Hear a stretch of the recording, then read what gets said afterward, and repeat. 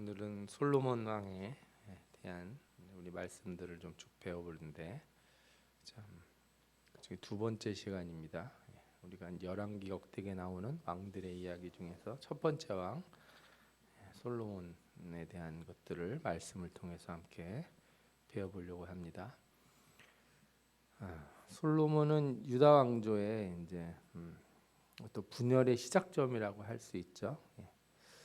제가 이거 전에 예레미야, 에스겔 강의할 때 유다 왕조를 이렇게 쭉 보여드린 적이 있었는데 사실 솔로몬 왕이 착한 왕인지 악한 왕인지 구분하기가 쉽지가 않더라고요. 알기는 많이 아는데 한 거 보면은 그래서 여러분 안다고 되는 건 아닌 것 같아요, 그죠? 많이 안다고 똑똑하다고 착한 왕이 되는 건 아닌가 하는 생각이 들어요. 이 분열의 시작점 이런 왕이라고 할 수도 있겠어요. 우리가 이제 쭉 훑어가면서 이 왕들의 이야기들을 뭐 유다 왕조만 아니라 또 이스라엘 왕조도 배울 텐데 우리가 이 수요 시간을 통해서 열왕기상하, 역대상하를 잘 배우기를 바랍니다. 그리고 이 말씀들을 우리가 이제 왕 얘기를 듣는데 핵심은 뭐냐면 하나님이 약속하신 것이 어떻게 이루어지는지. 그래서 말씀을 볼 때 계속 잊지 마셔야 될 게 있어요. 이 나라가 온전하게 가야 되고 이 왕조가 무너지지 말아야 될 이유가 뭐가 있냐? 하나님의 약속이 있기 때문에 그런 거예요. 이 사람들이 뭘 잘해서 대단해서가 아니라 하나님 때문에 그래. 하나님 때문에. 이거 되게 중요한 거예요. 이따가도 말씀드리겠지만 우리가 잘 돼야 된다 그러면 왜 잘 돼야 돼요? 하나님의 영광 위해서 그런 거예요. 뭐 여러분들이 뭐 아니면 제가 뭘 대단해서 우리가 잘 돼야 된다. 뭐 당위성이 있는 게 아니에요. 우리에겐 그런 당위성이 없어요. 단지 뭐가 있을 뿐이야? 하나님의 약속의 말씀이 있기 때문에 우리가 잘 되는 게 주님의 영광 드러내려고 하는 거니까. 그래서 이 언약의 실현이라고 하는 측면에서 말씀들을 살피고 그 왕들을 살펴야 될 거예요. 이게 우리가 말씀들을 보는 어떤 관점이 될 줄 믿습니다. 그래서 오늘 두 번째 시간인데 제가 좀 많은 거를 하다가 이게 너무 많으면 또 소화하기가 어려울 것 같아서 오늘은 다윗 왕 유언 속에 나오는 그 세 명의 사람들 얘기를 좀 드리려고 해요. 솔로몬한테 유언을 하면서 이 세 명 얘기를 오늘 했거든요. 이 세 명이 어떤 사람들인지를 살펴보면서 다윗이 왜 이런 유언을 했을까? 그리고 이걸 지키는 게 무슨 의미가 있는지를 한번 같이 보려고 합니다. 다윗의 유언 속에 이제 세 사람 얘기가 나오는데 먼저 유언의 내용이 처음에는 이렇게 시작해요. 너는 힘써 대장부가 되라 이렇게 돼 있어요. 마음을 굳게 해서 대장부가 되라. 신약에도 나오잖아요, 그죠? 너 하나님의 사람아 이렇게 바울이 디모데에게 말한 바도 있고, 그죠? 그러니까 이게 남자가 되라는 대장부가 되라는 게 뭐 여자들은 어떻게 하란 말입니까? 이게 이렇게 생각하지 말고, 그죠? 이렇게 용기 있는 사람, 하나님의 언약을 붙드는 사람이 되라 이런 뜻이에요. 그리고 이 하나님의 명령을 지키면은 뭐든 다 형통할 것이다 이렇게 하나님의 약속을 말씀해주고 있어요. 왕이 해야 되는 일이 뭐냐? 하나님의 명령을 지키는 거예요. 이게 되게 중요해요. 왕은 자기가 이 법을 만드는 사람이 아니고요. 왕은 하나님이 주신 법을 제일 먼저 솔선수범해서 지켜야 되는 사람인 거예요. 어느 사회든 이게 깨지면은 안 돼요. 그 위에 있는 사람들, 그죠? 뭐 가정으로 따지면 아버지가 모범을 안 보이면서 자녀들한테 얘기한다든가 사회에서 뭐 대통령이나 국회의원 이런 사람들이 똑바로 안 하면서 국민들한테 이래라 저래라 하고 그러는 거는 그거는 전혀 먹혀 들어가는 게 아니거든요. 그러니까 왕이라고 하는 위치가 무엇인지를 명확하게 얘기하죠. 왕은 하나님 명령을 지키는 자리다 이렇게 얘기를 한 것이고, 그리고 그렇게 마음을 다하고 성품을 다해서 진실하게 하나님 앞에서 살아가면 이스라엘의 왕위가 끊어지지 않을 것이다. 이 약속에 대한 것을 유언으로 남기고 세 명을 얘기를 합니다. 요압, 바르실레, 시므이 이렇게 세 명이 나와요. 먼저 요압이라고 하는 사람을 볼까요? 요압이 어떤 사람인가? 제가 한마디로 충성되지 않은 충성을 한 사람이다 이렇게 표현했어요. 요압은 다윗의 누이인 수루야의 아들이에요. 이상하게 성경에는 요압의 아버지 이름을 대지 않고 다윗의 누이인 수루야의 이름을 계속해서 대요. 아무래도 이제 다윗 왕조와 관련된 인물이다라는 것을 강조하려고 그랬던 것 같아요. 다윗이 도피할 때부터 함께했는데 형제가 세 명이었어요. 요압, 아비새, 아사헬. 이 세 사람은 성경을 읽다 보면 자주 나와요. 아비새, 아사헬은. 아비새 같은 경우는 이제 동굴에서 사울의 그 물병 이런 거 가져가고 그럴 때 다윗한테 가서 사울을 죽이면 되지 않겠습니까? 뭐 이런 지금 기회를 주신 겁니다. 이런 얘기를 한 사람이기도 해요. 하여튼 이 사람은 되게 세 명은 다 대단한데 이 다윗의 용사들 이름이 사무엘하 23장에 보면 쭉 나옵니다. 용사들 이름이. 그런데 요압의 이름이 없어요. 그러니까 아비새와 아사헬을 얘기할 때 아비새가 요압의 동생이다. 아사헬이 요압의 동생이다. 이런 말은 나오는데 요압 그 사람의 이름 자체가 안 들어가 있어요. 근데 읽어볼 때마다 신기한데 왜 이 사람의 이름이 없을까? 그런데 그게 바로 이제 다윗의 유언과도 관련되지 않나 이런 생각이 들어요. 이 사람이 언제 이렇게 장군이 크게 되냐 하면은 그 여부수 사람 몰아내고 예루살렘 정복할 때 누가 제일 먼저 가서 앞장을 설까 그랬더니 그 앞장선 사람한테 이제 상을 주겠다고 그랬는데 요압이 먼저 가서 그렇게 점령을 해요. 그리고 요압하고 다윗하고 대화하는 장면이 되게 많이 나와요. 그 중에 다윗이 인구 조사를 하려고 그럴 때 이것이 하나님의 뜻과 맞지 않다고 반대를 하기는 해요. 그래도 다윗이 시켜서 나중에 행동은 하는데 이런 식으로 다윗한테 할 말도 하던 사람 아닌가 하는 생각이 들어요. 그런데 이제 이 요압의 문제가 뭐가 있냐면은 그 이스보셋이라고 사울의 아들이 반역을 했습니다. 그죠? 그런데 이스보셋이 반역할 때 이제 사울의 장군이었던 아브넬이 이스보셋 편에 섰죠. 그러다가 이제 안 되겠으니까 아브넬이 투항을 해요. 와서 다윗과 거래를 합니다. 그래서 다윗이 뭘 이렇게 요구를 하냐면 사울의 딸이었던 미가를 나한테 다시 돌려보내라 이렇게 얘기해요. 그래서 미가를 돌려보내는 조건으로 서로 타협을 해요. 그리고 이 밑에 있는 사람들한테 이 아브넬을 죽이지 못하게 합니다. 근데 이제 그 전에 이 이스보셋 반역 때 아브넬이 전투할 때 한 번은 이렇게 요압의 동생 아사헬이 계속 쫓아오니까 너 쫓아오지 말라고 그러다가 싸우다 죽이게 돼요. 그런데 이제 나중에 타협을 했으니까 아브넬을 죽이지 말라고 다윗이 얘기했는데 요압이 꾀를 내 가지고 이렇게 가까이 가가지고 칼로다가 탁 해서 죽여요. 그래서 아브넬을 이렇게 자기 동생에 대한 복수로 죽입니다. 거기 성경에 보면 그 장면에서 무슨 말씀이 나오냐면 내가 기름 부음을 받은 왕이 되었으나 오늘 약하여서 수르야의 아들인 이 사람들을 제어하기가 너무 어려우니 여호와는 악행한 자에게 그 악한 대로 갚으실지로다 하니라. 왕인데 자기 밑에 있는 장군이 너무 힘이 센 거예요. 그냥 육체적인 힘이 센 게 아니라 이제 뭐라 그럴까 영향력이 센 거죠. 그런 경우 있잖아요. 예전에 우리나라에도 그 최기화 대통령이라는 분이 있었는데 힘이 거의 없는 대통령으로 제가 알고 있어요. 그때 아마 신군부 시절이었으니까 뭐 그런 거 비슷한 거죠. 뭐 말은 대통령이 있지만 밑에서 뒤에서 다 힘쓰는 사람이 있으면 뭐 마치 그런 정도로 거기까지는 아니었어도 하여튼 이 영향력이 대단한 거예요. 자기 말을 안 듣는 거죠. 내가 죽이지 말라 그랬는데 자기 동생 죽였다고 와서 죽인 거예요. 또 무슨 일이 있었냐면은 이제 암몬 왕 한운이 다윗에게 반기를 들어요. 이제 아버지하고는 사이가 좋았는데 아들이 다윗이 이제 아버지가 죽었을 때 가서 조문을 보냈는데 조문 보낸 사절을 욕보인 거예요. 그래가지고 싸움이 붙게 됩니다. 암몬하고 한운하고.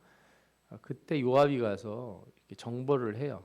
그 전투에 이제 왕이 나가야 되는 때가 있어요. 이게 무슨 얘기냐면 이제 그 전쟁을 하면은 이 돌격대장들끼리 먼저 붙어서 한쪽이 이제 깨지잖아요. 한쪽이 져요. 그러면은 왕이 그 뒤로 와가지고 이제 갑옷 다 챙겨 입고 말 좋은 거 타고 와서 이렇게 왕이 승리한 것처럼 하는 전쟁을 하게 돼요.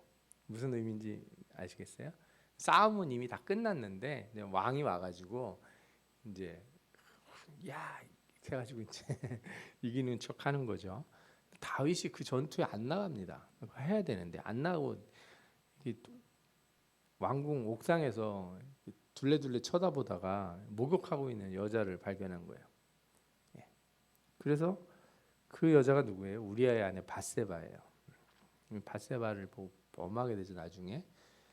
그런데 이제 우리아를 전방에 있는 우리아를 불러가지고 휴가를 주고 집에 가서 좀 있으라고 그러는데 이 눈치 없는 우리아가 저는 우리 동료들이 지금 열심히 전투 중인데 나만 혼자 집에서 와이프하고 놀고 그럴 수 없습니다. 그러면서 텐트 치고 자는 거예요 왕궁에서.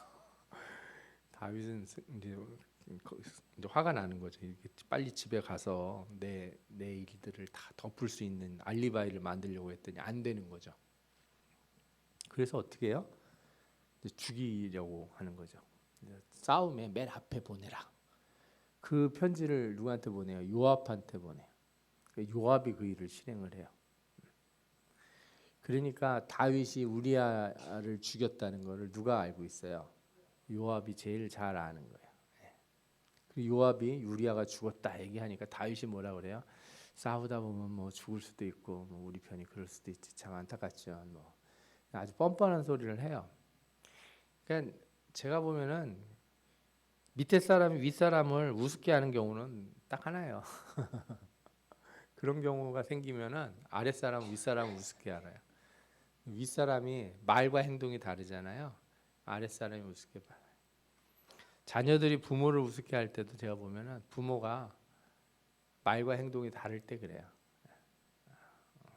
이렇게 하겠다고 그래놓고 그렇게 안 하고 그러면은 그러니까 이제 아이들도 보면 아이들은 다 기억을 해요. 엄마 아빠가 뭐 하기로 약속을 했는데 이번 주 토요일 날 어디 가기로 했는데 아빠가 너무 피곤해. 오늘은 말고 다음 주에 가자. 그러면 아빠는 자기는 뭐라고 생각해요? 이유가 있는 거잖아요. 내가 무슨 일이 사정이 생겨서 그렇다고 생각을 하는데 애들은 다 기억을 해요. 그러니까 위에 올라갈수록 자기가 말과 행동이 달랐다는 걸 잘 까먹어요. 아랫 사람들 다 기억하죠. 그러면 나중에 너 왜 말과 행동이 다르냐 이렇게 지적을 하면 뭐라고 그래요? 당신도 그러지 않았냐. 아주 조심해야 될 부분 중에 하나 이런 게. 어쨌든 이 다윗의 치부를 잘 아는 장군이었고 그리고 친척이었거든요. 아까 보신 것처럼 가까운 친척이어가지고 뭐라 그럴까요? 너무 가깝게 있는 게 그래서 좋지가 않아요. 이런 사람들이 가깝게 있는 게. 어쨌든 요압이 이런 사람이었던 거예요. 그리고 요압이 또 무슨 짓을 했냐면 압살롬이 반역을 했을 이제 반역하기 전에 압살롬이 이제 자기 여동생을 범한 배다른 큰형 암논을 죽였지 않습니까? 그 도망을 쳤어요. 그때 오랫동안 도망했을 때 압살롬 귀환을 도운 사람이 요압이었고 또 요압 이제 압살롬이 돌아온 뒤에도 다윗이 쳐다보질 않았어요. 자식이 돌아왔는데 이렇게 살갑게 안 대해주고 이렇게 가깝게 안 있었어요. 그래서 압살롬이 아버지 만나게 해달라고 중재를 요청을 하는데 그 일을 요압한테 해요. 요압이 그걸 도와줘요. 그러니까 압살롬과 다윗 사이에 중재를 놓은 사람이 요압이에요. 그러다가 압살롬이 오랫동안 준비해서 아버지를 이렇게 대항하는 반역을 하게 되죠. 그리고 다 도망을 가죠. 다윗이 그렇게 갔다가 나중에 전쟁을 해서 압살롬을 싸워서 이기는데 그때 다윗이 압살롬을 죽이지 말라고 명령을 해요. 명령을 어기고 압살롬을 죽인 사람이 누구예요? 요압이에요. 그리고 아들의 죽음 때문에 막 상심하고 있는 다윗한테 가서 지금 우리가 승리했는데 지금 혼자서 그렇게 슬퍼하고 계시면 되겠냐고 이렇게 좀 항의를 해요. 그런 상황이었어요. 그러니까 한마디로 말해서 이 사람은 충성을 하긴 하는데 왕한테 충성을 하는 건지 자기가 자기 소견에 옳은 대로 하는 건지 잘 모르겠다 하는 생각이 들 정도예요. 그 다윗의 이 생각을 거의 받아들이지 않고 자기가 생각할 때 죽여야 된다 생각하면 죽여요. 그러니까 압살롬을 죽일 상황이 아니었어요. 이렇게 압살롬이 나무에 걸려가지고 그냥 이렇게 결박해서 데려가면 되는데 그렇게 이제 일부러 죽인 거죠. 예. 그러던 요압이 마지막에 이제 제일 나쁜 선택을 하죠. 예, 솔로몬이 이제 다윗이 선택한 왕이 된다는 걸 알면서도 아도니아가 왕으로 되려고 할 때 아도니아 편에 쓴 군대 장관이 누구예요? 요압이에요. 다윗에게 충성한 것 같았지만 결국 끝내 자신의 입장을 더 생각하고 자신의 생각대로 결정을 해버린 거죠. 이 사람을 한마디로 얘기하면 충성된 자 같으나 충성되지 않은 자다. 이런 사람이 밑에 있으면 참 일은 잘하는데 시키는 사람 마음대로 안 하고 꼭 자기 마음대로 해요. 일은 잘해요. 근데 자기가 좋아해서 잘하는 거지 내가 시켜서 잘하는 건 아니에요. 이런 사람 밑에 두고 일하기가 참 쉽지가 않아요.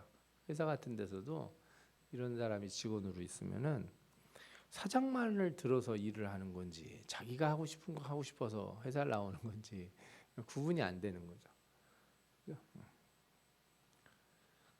예를 들어 전도를 하는데도 하나님의 나라 참된 믿음과 신앙을 가지고 전도하는 사람이 있는 반면에 어떤 사람들은 이 자기의 영향력인 거예요. 내가 이 교회에서 내가 몇 명을 전도를 했는데 나 없으면 교회 다 흔들린다. 어? 만약에 장로가 만약 그렇게 얘기를 하면은 나 없으면 교회가 뭐 한 달이라도 버틸 수 있을 것 같습니까, 목사님? 어떤 사람이 이렇게 얘기를 한다면 그거 어떻게 하겠어요? 참 안타까운 거죠. 예. 결국 어떻게 되냐? 솔로몬이 아도니아 반역을 처리할 때 요압이 성막으로 도망하여서 제단불을 잡아요. 그런데 아도니아도 제단불을 한번 붙잡았다 살아난 적이 있잖아요. 그러니까 요압이 듣고서 자기도 그럼 살 줄 알고 잡았나 봐요. 그런데 솔로몬이 어떻게 해요? 요압을 끌어내서 처형을 해버려요.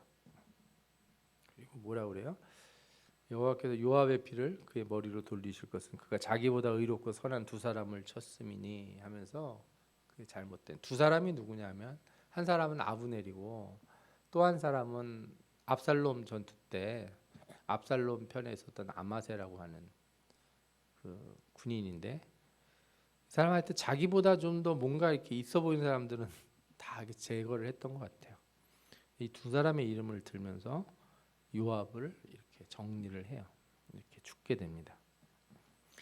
두 번째 사람이 누구냐면 이제 길르앗의 바르실레라고 하는 사람이 나와요. 제가 자꾸 이 사람 이름 읽을 때 바실레르라고 읽었던 기억이 나요. 그 이름 자꾸 뒤섞어서 읽는 경우 있잖아요. 바르실레인데 이 바르실레 얘기를 하려면은 이게 스토리가 되게 복잡하기도 하고 재밌기도 해요. 그래서 좀 알아두시면 좋아요. 먼저 이 바르실레라고 하는 사람, 이 길앗 야베스라고 하는 지역과 사울의 집과의 관계를 생각해 봐야 돼요. 사울이 베냐민 지파죠. 사사기 맨 뒤에 보면 베냐민 지파가 이렇게 쫄딱 망하게 되는 일이 나옵니다. 이스라엘 나머지 지파들하고 싸움이 붙어가지고 아주 박살이 납니다. 남자들이 얼마 안 남을 정도로. 그래서 어떻게 해요? 지파가 하나 없어졌다. 큰일 났다. 우리 이제 12지파가 11지파가 될 가능성이 생기니까 이스라엘 사람들이 그 베냐민 지파와 싸움에 참여하지 않았던 길르앗 야베스 지역을 이렇게 강탈을 해가지고 사람들을 죽이고 길르앗 야베스 여자들을 데려다가 베냐민 사람들에게 줘요. 예. 그래서 베냐민 사람들의 외가가 어디가 돼요? 졸지에 길르앗 야베스가 돼버립니다. 길르앗 야베스 사람들이 좋아서 베냐민 사람들하고 외가가 된 게 아니고 결혼을 한 게 아니라 그런 맘 아픈 스토리가 있어요. 일종의 강제로 이렇게 약탈당해가지고 보쌈 당해서 베냐민 사람들하고 결혼해서 베냐민 지파가 이제 살아나게 된 거예요. 그러니까 사울의 입장에서 보면은 길르앗 야베스는 자기 외가 지역이라고 할 수 있겠죠. 예. 그런데 길르앗 야베스를 누가 침범을 하냐면 암몬 사람 나하스가 침범을 해요. 그리고서 약조를 맺자 그랬는데 나하고 약조를 맺으면 누나를 하나씩 빼야 된다 이런 식으로 아주 어마어마한 소리를 하죠. 사울이 밭 갈다가 성령에 감동이 돼서 저것들을 가만두면 안 되겠다고 해서 소 각을 떠서 지파들한테 보내고 이 싸움에 참여하지 않으면 이렇게 될 줄 알아라. 그래서 이스라엘 백성들이 모여가지고 어떻게 해요? 이 나하스를 칩니다. 이겨요. 길르앗 야베스를 구해요. 그런데 이제 문제는 뭐냐면은 이제 다윗이 사울에게 도망 다니잖아요. 도망 다니다가 누구한테 도움을 얻어요? 저 암몬 사람들한테 도움을 얻어요. 저 나하스에. 그래서 나중에 나하스가 죽었을 때 다윗이 사절단을 보낸 거예요. 예. 스토리가 그러니까 길르앗 야베스 사람들 입장에서 다윗은 어떤 사람이에요? 우리를 친 적하고 짝을 한 사람이잖아요. 그러니까 절대 도와줄 수 없는 사람이라고 생각을 하겠죠. 그런데 이제 이 스토리가 그 뒤에 어떻게 되는지 한번 보십시오. 자, 말씀드린 것처럼 길르앗 야베스 사람들은 사울의 외가로 볼 수가 있죠. 예. 그리고 이제 사울이 블레셋과 싸워서 나중에 죽게 되는데 그 다음에 무슨 일이 되냐면 그 사울의 시체, 요나단의 시체를 누가 수습을 하냐? 길르앗 야베스 사람들이 시신을 수습을 해요. 성경을 보면 자기네 동네에다 이렇게 무덤을 해준 것 같아요.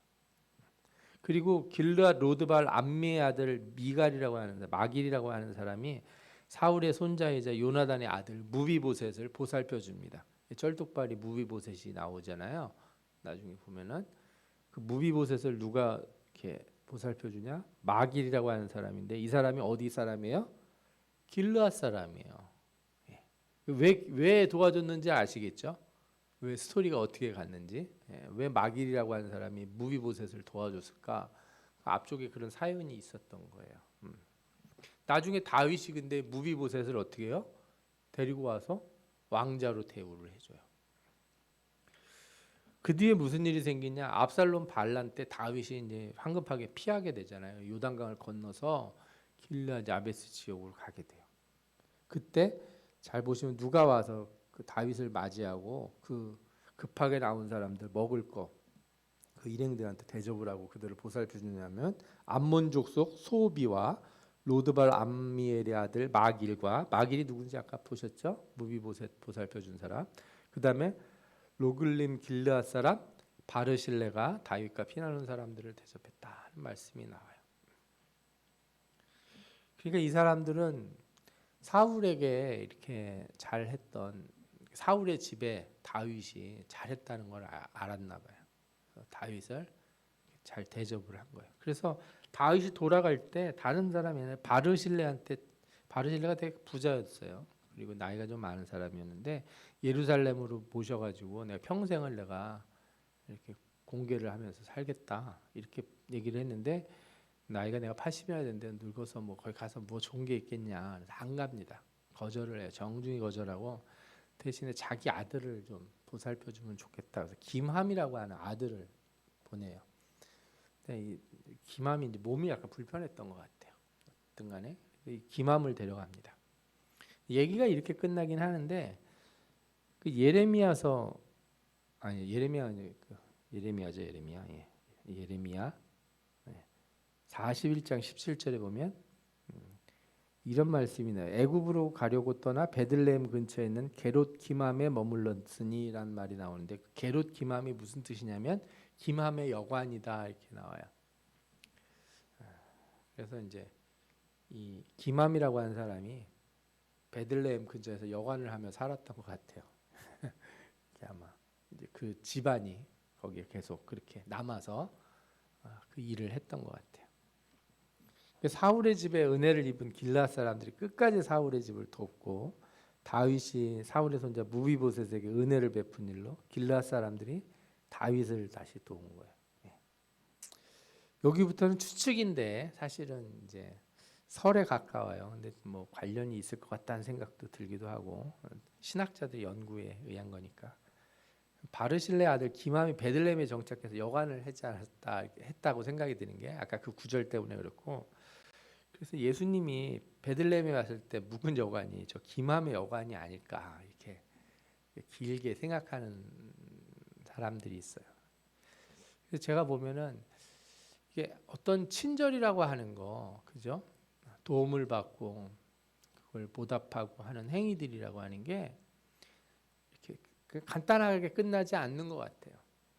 아주 길게 이어지는.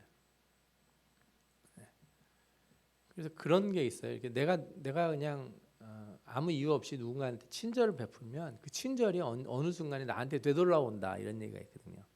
예전에 그런 사회 실험을 한 적이 있었는데 아침에 일어나서 이렇게 하루에 자기가 뭐 10사람인가 뭐 5사람인가 이렇게 친절하게 하는 거예요.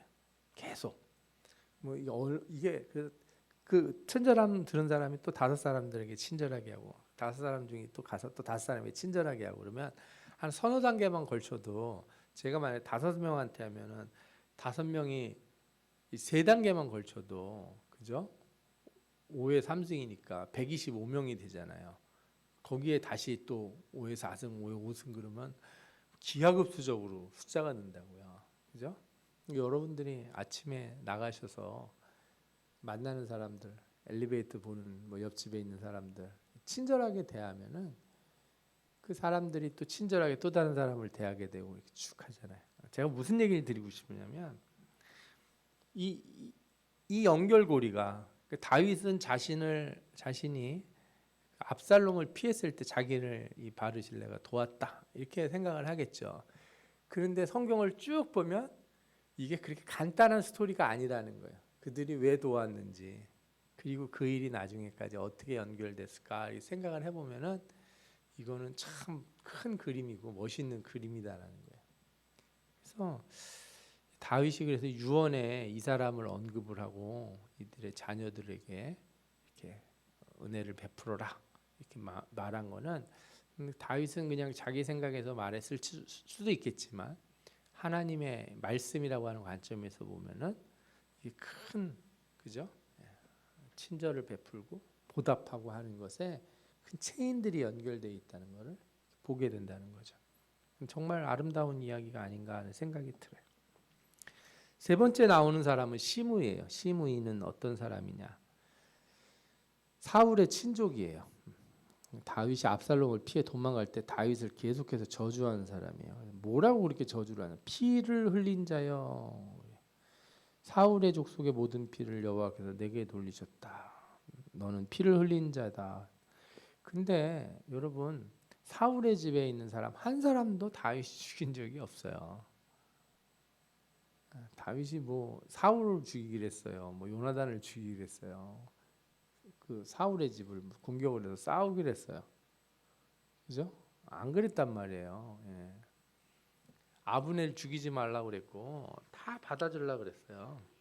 그런데 시므이는 왜 그렇게 이유도 없이 미워하는 거죠. 뭐 알지도 못하면서 미워하는 사람들 참 많아요. 여러분들 이게 괜히 미워하는 사람들 많잖아요. 욕하는 사람들. 저는 우리나라 그 지역 감정 같은 거 가진 사람들 중에도 그런 사람들 있어요. 도대체 본인들이 뭘 알길래, 뭔 경험을 했길래 저 동네 산다고 미워하고 이 동네 산다고 싫어하고 왜 그러는지를 모르겠어요. 다 주워 들은 얘기, 그것도 잘못된 얘기. 그러니까 우리가 미워하고 싶은 마음이 있을 때 그런 얘기를 들으면 내가 막 미워할 대상을 찾다가 그런 얘기 듣고 그 사람을 미워하는 거예요. 그때부터. 예. 다른 나라도 마찬가지예요. 뭐 괜히 어떤 나라 보면 괜히 미워해.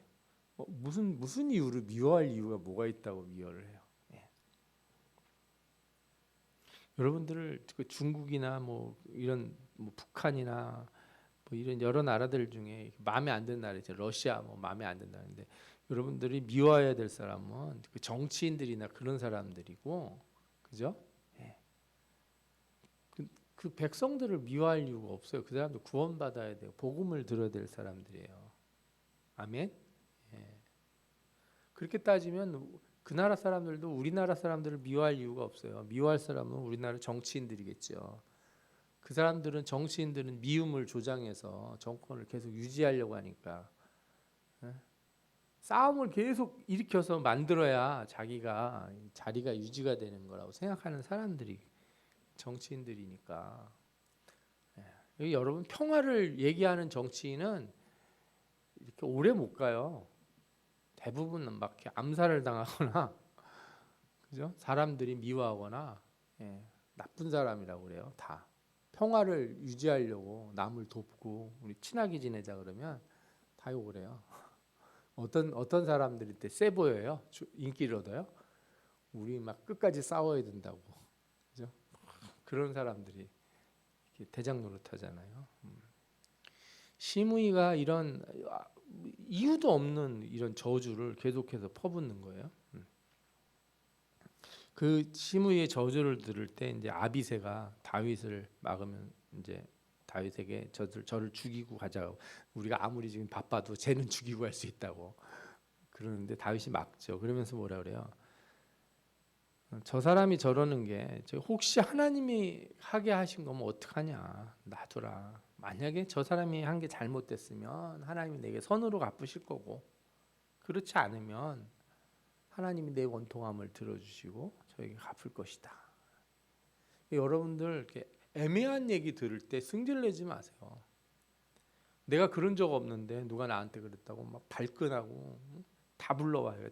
전부 앉아봐 그래가지고 그런다고 해결될 문제 하나도 없어요. 누가 아세요? 하나님이 아시잖아요. 하나님이. 근데 이게 안 돼요. 제가 주일학교 아이들 싸울 때도 보면 다 앉혀놓고서 얘기한다고 되는 거 안 됩니다. 말 전혀 안 들어요. 다 자기 입장이 있어요. 자기 생각이 있고 내 말이 맞아요. 내 말이 맞기 때문에 애들 화해시키는 것처럼 어려운 일이 없어요. 애들도 그 모양인데 뭐 어른들은 오죽하겠습니까? 한번 마음이 삐딱하게 나가서 그러면은. 근데 여러분들이 그런 거를 이렇게 진실이 드러날 거라고 생각하고서 얘기하신데 진실은 그런 식으로 드러나는 예가 없어요. 진실은 누가 빛을 비춰주셔야지 드러나요? 하나님이. 성령이 임하셔서 우리 마음에 빛을 비춰줘야지 진실이 드러나는 거지 객관적 진실이라는 건 자체가 없는 거예요. 왜? 다 자기 입장에서 자기 좋은 쪽으로 해석하잖아요. 내가 유리한 쪽으로. 다윗이 이렇게 말한 건 진실은 누구에게 있다? 하나님에게 있다. 내가 내 진실한 마음을 쟤한테 아무리 설명한다고 될 일이 아니다 이거예요. 그런 거 그렇게 중요하지 않대. 그걸 오해했다고 해서 또 그걸 가지고 뭐라 그럴 것도 아니라는 거죠. 다윗이 압살롬과 싸우면서 돌아올 때 시므이가 베냐민 사람 1000명과 사울 집안 사람들과 함께 다윗을 맞으러 나와요. 엎드리는 거죠. 와하게 엎드려서 내게 죄를 돌리지 마옵소서. 이게 뭐예요? 이게 진실의 순간이에요. 하나님이 어떻게 하시는지. 왕의 마음을 두지 마옵소서. 왕의 종 내가 범죄한 줄 아옵기에 오늘 요셉의 온 족속 중 내가 먼저 내려와서 내 주 왕을 영접하나이다. 싹싹 빕니다. 다윗이 너 이리 와봐. 한 대 맞고 가자. 탁 때린 게 아니고 용서해줘요. 널 죽이지 않겠다. 그런데 솔로몬에게 얘기하죠. 나는 죽이지 않겠다고 그랬지만 너 잘 한번 생각해봐. 넌 지혜가 있을 테니까. 그렇게 얘기를 해줘요. 솔로몬이 어떻게 하냐면은 시므이에게 다윗이 죽은 뒤에 일종의 거주지 제한 명령을 내립니다. 너 예루살렘 사는데 예루살렘 바깥에 나가면 너 죽어. 여기서 그냥 조용히 살아. 그것까지 내 아버지가 널 죽이지 않았기 때문에. 그잖아요. 다윗은 그렇게 했지만 다윗이 죽었으니까 밑에 있는 그걸 다 봤잖아요. 솔로몬이 도망가다가 그죠? 자기 아버지를 욕하는 얼마나 승질이 났겠어요. 그래서 시므이에게 거주지 제한 명령을 내립니다. 시므이가 그렇게 하겠다고 약속을 해요. 근데 시므이가 3년 뒤에 무슨 일이 생기냐면 블레셋 가드에 있는 아기스 아시죠? 가드 왕. 다윗이 가끔 가가지고 이렇게 침을 질질 흘리고 이렇게 했을 때 있었던 왕. 아기스라고 하는 게 사람 이름인지 가드 왕을 그냥 통칭해서 아기스라고 부르는지는 확실치 않아요. 제가 봤을 때 후자인 것 같아요. 이렇게 예를 들어 바로가 있죠. 애굽 왕인데 애굽 왕은 다 바로예요. 그냥 파라오가 그 바로거든요. 그냥 애굽의 왕은 그냥 파라오라고 부르는 거예요. 말하자면 그런 식인 거죠. 아기스에게로 종이 2명이 도망을 갔나 봐요. 종을 찾으러 갔다가 2명인가요? 모르겠는데 하여튼 종이 도망을 가요. 그래서 거기를 그 종 잡으러 갔다가 예루살렘으로 돌아옵니다. 이 일을 누가 얘기를 해요. 솔로몬한테. 이 일이 발각이 돼서 시므이가 죽게 돼요. 우리가 배워야 될 내용들, 우리가 이런 생각을 하게 돼요. 다윗의 뒤끝인가 하나님의 뜻인가 이렇게 생각해 보게 되죠. 다윗이 다 용서해 준다고 그래놓고 시므이 같은 거 용서해 준다고 그래놓고 죽이라고 그런 거 아닌가.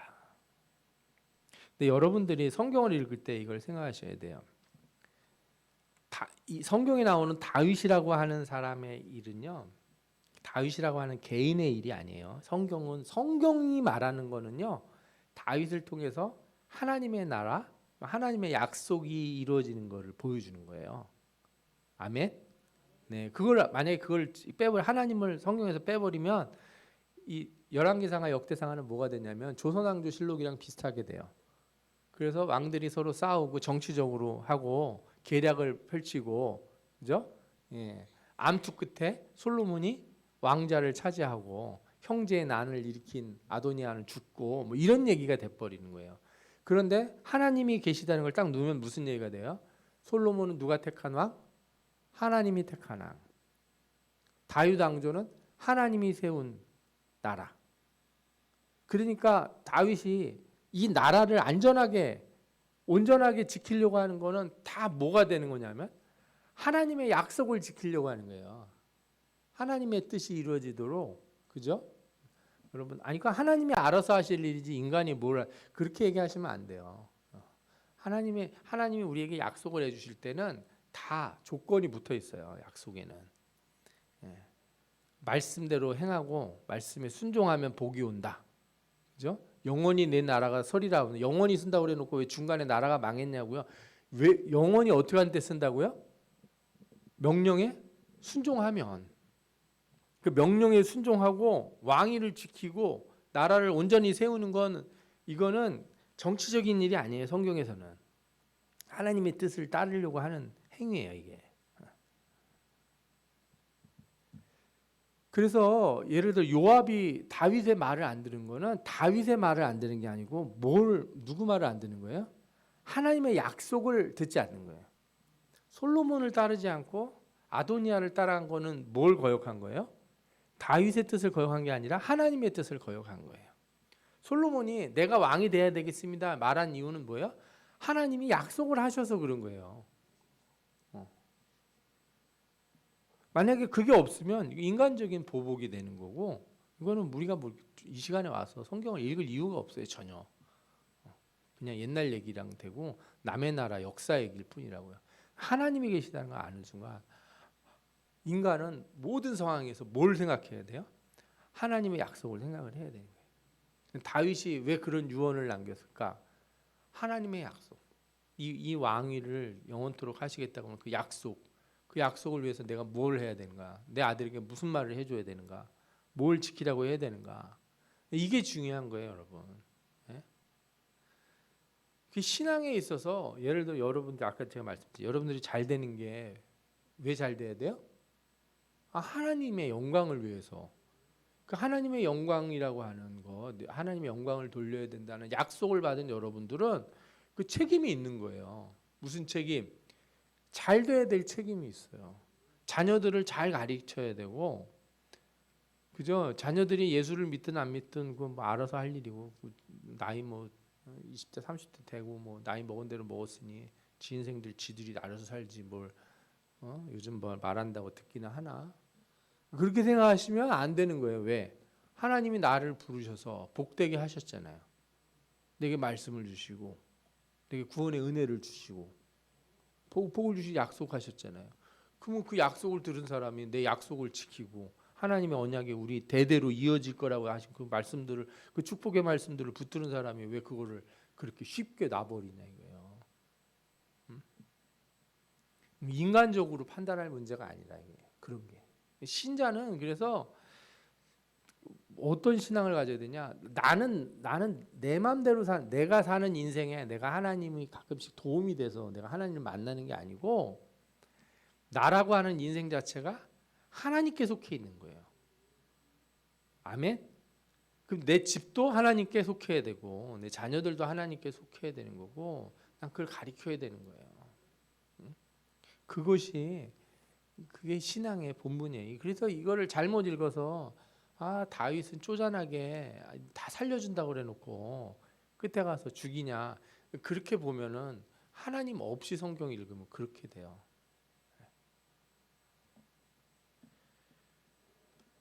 특히 이 말씀들을 보면은 이런 얘기가 나와요. 이 솔로몬이 이렇게 얘기하는데, 이 일을 내 아버지 다윗은 알지 못하셨나니 그들의 피는 영영이 요압의 머리와 그의 자손의 머리로 돌아갈지라도 다윗과 그의 자손과 그의 집과 그의 왕에는 여호와께로 말미암는 평강이 영원히 있으리라. 이게 무슨 얘기냐면 요압을 치면서 한 얘기인데, 요압이나 시므이 같은 사람들은 다 뭐예요? 이렇게 평화를 만들려고 하는 다윗의 노력을 깨트리는 일을 했어요. 이게 되게 중요한 거예요. 그러니까 평강의 왕이라는 말 우리가 성경에서 보잖아요. 예수 그리스도 평강의 왕. 평강이라고 하는 거, 평안을 주고 화합하게 하시고 하나 되게 하시고, 그리스도가 오셔서 그죠? 이방인이나 유대인이나 남자나 여자나 종이나 자유인이나 다 어떻게 한다고요? 그리스도 안에서 하나가 되게 하신다. 이 사람으로 하나가 되게 하려고 하는, 이게 왕의 가장 큰 중요한 일들 중에 하나인 거예요. 다윗이 이제 그것을, 요압이 이걸 깨뜨렸다는 거를 다윗이 뭐 정확하게 나한테 얘기하지는 않았을지 모르지만, 아버지가 그렇게 얘기하지는 않았을지 모르지만, 요압은 그 일을 깼다 이렇게 얘기한 게 솔로몬이 말하는 거예요. 성경이 말하는 바가, 요압이라고 하는 사람이 장군 둘을 자기 동생 죽였다는 복수심에 죽인 것 때문에 죽이라는 게 아니고요, 나라의 평안을 깨기 때문에. 그러니까 왕이 돼서 다윗이 이제 솔로몬한테 가르쳐 준 게 이건 거예요. 개인의 복수보다 더 중요한 게 뭐예요? 나라의 평화다. 내 복수보다 중요한 게 뭐라고요? 나라의 평화, 다수의. 어떤 면에서 보면 뭐 성경도 그런 점에서는 공리주의가 뭔지 아시죠? 한 사람의 행복보다 많은 사람이 행복할수록 좋다는 거죠. 내가 좀 희생이 되더라도 많은 사람들이 평화롭게 하나가 되게 만든다는 것, 이게 되게 왕이 추구해야 될 중요한 덕목이라고 얘기를 해주는 거죠. 하나님이 주신 평화를 깨트리려고 하는 사람들. 그러니까 다윗은 어떻게 해서든지 자기를 반대하는 사람들이라고 해도 어떻게 하려고 그래요? 다 안아주려고 하고 다 껴안고 하나가 되게 만들려고 하는 거죠. 분열하려고 하는 것 자체가 이게 나쁜 것 중에 하나야. 깨고 쪼개고 나누고 막 이러는 거. 그래서 이제 요압도 죽고 시므이도 죽었다고 생각하는 거예요. 그렇다면 반대로 바르실라라고 하는 사람은 어떤 사람이에요? 아까도 말씀드린 것처럼 사실 길르앗 야베스 사람들 입장에서는 다윗을 좋아할 이유가 없어요. 뭐 직접적으로 길르앗 땅에 와서 악을 행하지는 않았지만 길르앗을 공격한 누구랑 친하게 지냈어요? 암몬 왕하고 가깝게 지냈잖아요. 그런데 바르실레나 이 길르앗 사람들은 어떻게 했어요? 사울이 자신들을 도왔다는 거, 사울의 집에 은혜를 갚았고, 또 사울의 집을 도왔던, 그죠? 사울의 남은 자죠. 무비보셋을 도운 다윗의 집을 또 도와요. 그 바람에 어떻게 돼요? 이 보복의 굴레, 그죠? 원수가 되는 것을 다 끊어버리고 은혜와 보은이라고 하는 선순환을 만들어 버린 거예요. 이게 너무 좋은 거죠. 여러분들, 나한테 나쁜 짓 한 내가 아주 끝까지, 세상 끝까지 가서 아주 그냥 아작아작 씹어 먹어야겠다 이런 생각으로 살면 잠잘 때마다 그 생각을 머리로 하면서, 그런 분들이 있더라고요. 잘 때 막 시간 날 때마다 내가 절대 잊지 않을 거야 하면서 그냥 나쁜 생각을 계속 되씹는 거죠. 골수에 아주 그냥 새기려고 그래요. 미운 마음은. 자기한테 잘해준 거를 그렇게 누가 나한테 조금이라도 잘해준 걸 그렇게 새기세요. 그런 사람은 많이 못 봤어요. 내가 오늘 누가 날 도왔는데, 내가 버스를 탔는데 돈이 없는데, 아이고 카드에 돈이 떨어졌는데 큰일 났다 그랬는데, 아유, 타세요, 제가 대드릴게요 하면서 누가 해줬다. 그럼 어때요? 감사하잖아요. 그거 평생 안 잊고 내가 절대 그 사람 안 잊고 언젠가 만나면 내가 갚아줘야지. 그런 분은 제가 별로 못 봤어요. 뭐는 그렇게 해요. 젊은 놈들이 그냥 이 노인이 짐 들고 서 있는데 자리도 양보 안 하고 있다고 얼굴 쳐다보고 이렇게 보던 분들도 있고, 그죠?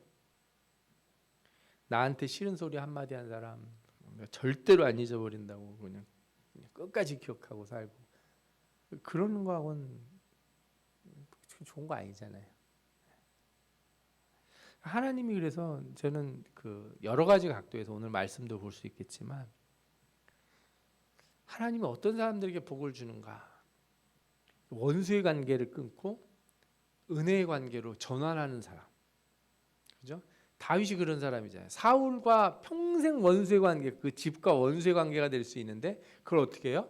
그걸 끊어내고 은혜의 관계로 바꿔버리잖아요. 무비보셋을 잘 대해주면서. 바로 그런 거예요. 그 순한 고리를 만들어내는 사람. 이런 사람에게 하나님이 복을 주시고 이런 사람들을 잊지 말라고 얘기하시거든요. 저는 여러분들이 그런 축복의 사람들이 다 되시기 바랍니다. 오늘 다윗의 유언에 나온 세 사람을 봤는데 우리가 어떤 사람이 돼야 될까 잘 깨달을 수 있을 것 같아요.